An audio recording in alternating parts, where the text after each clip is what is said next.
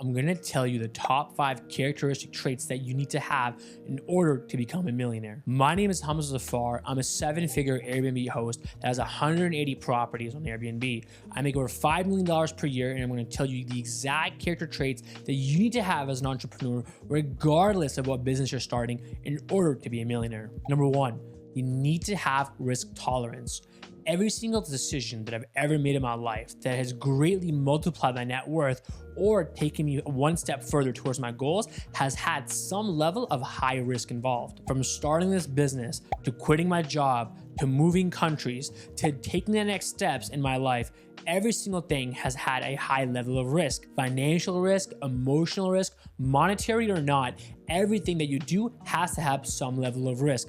If there's no risk involved and it was really easy, everyone would be doing it. The reason why the 1% are the way they are, and the reason why there's so few of them, is because they're willing to do things the rest of the population is not willing. Every single deal that I've signed that was risky in the beginning, I stuck to my guts, did the math, and ended up working out. Every city that I expanded to, before I even expanded there, I knew the level of risk involved due to extenuating circumstances, and because I went through with it and went forward, it all paid off. How I built risk tolerance in my life was really early on in 2017 specifically, during the first crypto bull run. I took $5,000 and started day trading crypto. Some days I make 20 grand, some days I lose 30 grand, some days I make 5K, some days I lose 10K.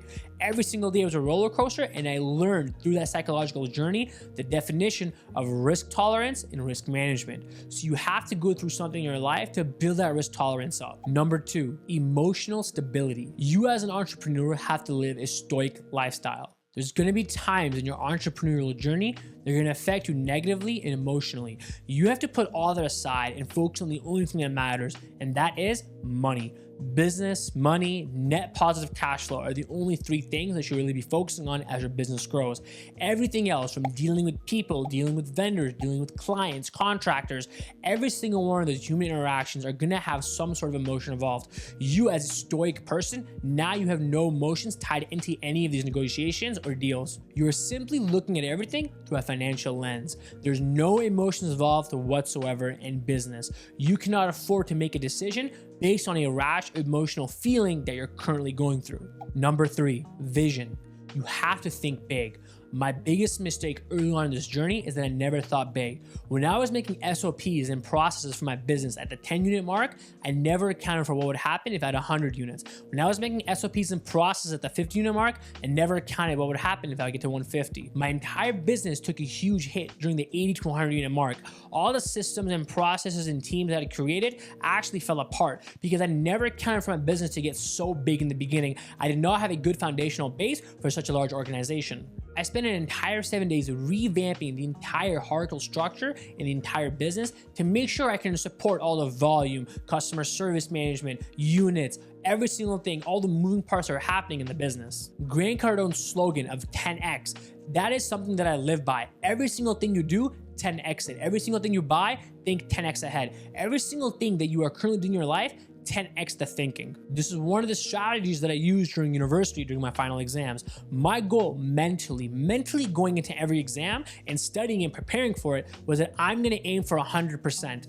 Even though I might not land on 100, if I land on a 90 or an 80, that's good enough. Rather than if my goal was just pass with a 50, even though that's good enough, that certainly would not help if I scored lower. Always dream big, always 10x your thinking, and always try to move forward by 10xing everything in your life. Number 4, persuasion. God has given me this ability to persuade people and do things that I ask them to do without ever realizing the underlying intention. My ability as a salesman is something that I actually value more than my engineering degree. The only reason why I'm here in this position today is because of my sales skills and my ability to convince people to do things without them knowing the reason why I want them to do it. This translates to every single aspect in my life, whether it's with my wife, my friends, my family, landlords, building owners, property managers. The way I'm able to tell you to do something, the way I'm able to persuade someone to do something that's in my favor and deliver value to them is very important on negotiations and understanding how business is done. Even though I've never been in a full-time sales position when I was younger, I was always hustling on the streets, hustling on Kijiji, hustling on Craigslist, selling cell phones, selling services, selling products to randoms and anybody and everybody that I could find. Being confident in yourself, being confident in your abilities, these are the sales skills that translate over into this business, where if you are really, really good at sales and you have the aptitude and the knack for getting people and persuading them to do things that's within your best interest, I promise you, you are doing a disservice by not starting an Airbnb business, because 90% of the bottlenecks that people have is the direct persuasion and convincing of a landlord. If you can get past that hurdle, everything else is easy. The reason why I'm at 180 apartments when I'm growing to 250, growing to 300 is because my skills to sell, my skills to persuade, and my skills to convince other people to do things in my best interest. And lastly, number 5, patience, or as I like to call it, sabr. Having sabr in your life is very, very important, especially in business. When you're an entrepreneur, you want everything to happen tomorrow. You want all the money to come in, you want all the transactions to go through, you want all the deals signed, and you have no patience or no sabr in your life. You have to wait. Good things take time to happen. You have to make sure that you're planning now for 6 months, 12 months ahead. The people that only plan for currently what's happening in the moment are the people that don't set themselves up to succeed later down the road. Because of the plans and decisions that I'm making today, I now have enough sabr in my life and wait 6 months, 12 months, 16 months even to see how they play out. And that is the beauty of business.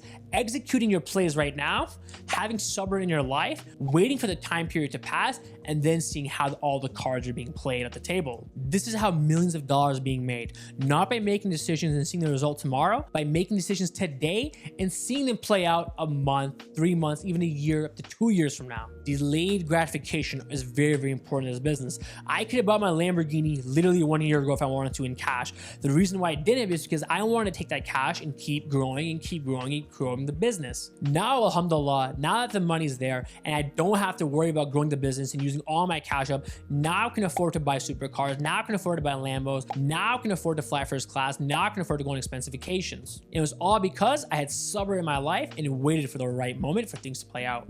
It got to the point where I wanted to quit my 9 to 5. And I remember this very vividly, that I literally told God, I have to quit this job. I can't do this anymore. I'm working like a dog. I'm working like a slave, working 60, 70 hours a week in Philly, working night shift. I have no life. We're only getting paid for 40.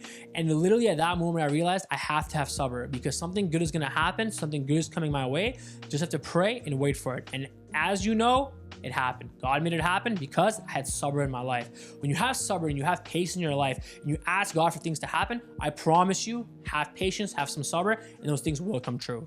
If you like that video, please like, comment, subscribe. I want you to follow me on my Instagram and TikTok down below. I'm always active, always posting the day in the life behind the scenes of a 7-figure Airbnb entrepreneur. Thank you so much for watching, guys. Inshallah, see you guys next time.